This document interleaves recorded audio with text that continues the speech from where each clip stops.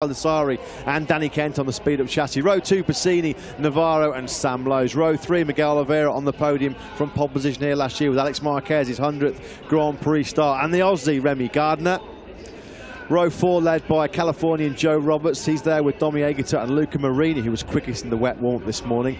Isaac Vinales, Stephen Odendahl and Pecco Bagnaia, your Qatar winner, completes row 5. Brad Binder, Joan Mir, the Moto3 world champion, on the middle of row 6, with Hector Barbara, who was very strong in the warmth this morning as well. Fenati, Schrotter and Lekuona on row 7. Corsi, Nagashima and Eric Granado in row 8. The closest he's going to get the Brazilian to a home Grand Prix. Ben Schneider, Locatelli and former Moto3 winner here, Kyle Idampawi on row 9.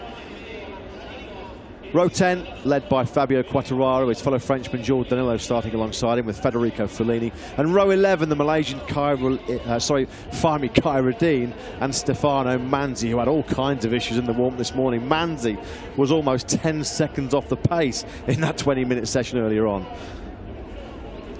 Here we go then. The warm-up lap about to begin. They'll get another good look here at the circuit. A few riders will be looking at what line potentially to take into turn 1, what's dry, what's wet.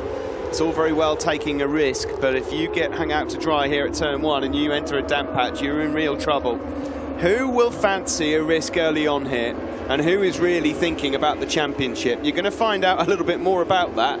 I know it's only round 2, but it is easy to make a mistake here.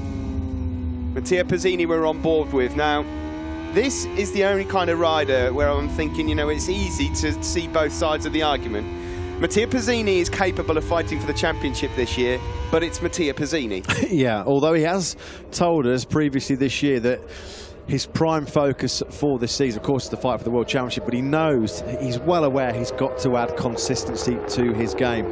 11 of his last 12 finishes in the World Championship have been inside the top 5, so when he stays on board, he's absolutely brilliant. We know he's a consistent front runner, but he made far too many mistakes last year, and he's already said, one DNF, the level is so high in Moto2 in 2018, one DNF can pretty much kill your championship hopes. So consistency, as always, the buzzword for many riders in this World Championship, but Mattia Pezzini, he knows he's got to eradicate a few of those DNFs. Baldassarri finished second, had a good go on the last lap, last time out. You would say that of all the championship contenders, he's probably best placed here of all of them. Oliveira then, off the warm-up lap, was absolute lightning off the line. Went through into turn 1 in the lead. He'd had a proper good look at where the grip was. So keep an eye on the KTM rider. He'll start 7th. Yeah, and what you want to do, you want to be pushing as hard as you can on this warm-up lap just to try and generate some crucial temperature into those tyres. That's where we sit after the opening night in Qatar.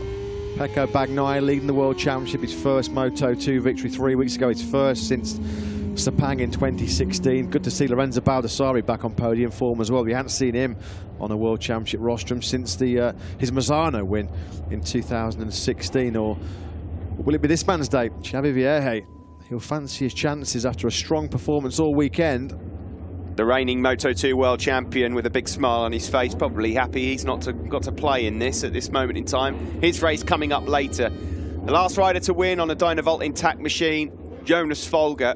Can Xavi Vierge follow in the footsteps? Will Danny Kent be back on a podium at long last? Or will it be Lorenzo Baldassarri with his first win in a few years? We're about to find out. 23 laps of Moto2 here at a damp.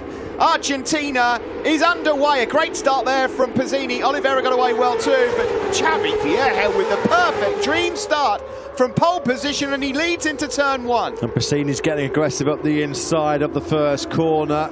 Miguel Oliveira got a really, really good start. He's come from 7th up to 3rd place already, Oliveira. He's getting his head down right at the start of this race. Fenati's out well wide through the first corner, back further down the field. Remember, this time last year, Oliveira made a mistake. He ran into someone early on and then had to make up for lost time. No such problems this time as they head onto this long back straight. Xavi Vierge leads, but for how long?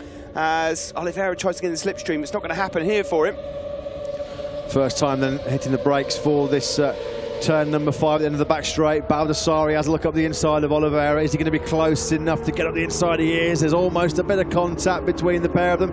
Baldassarri, though, finds a way through on Oliveira. So now he picks up the baton, leads the charge towards Vierge. I'm looking out for Pecco Bagnaia. He didn't make a good start at all, Matt. 20th place through Sector 1. So as good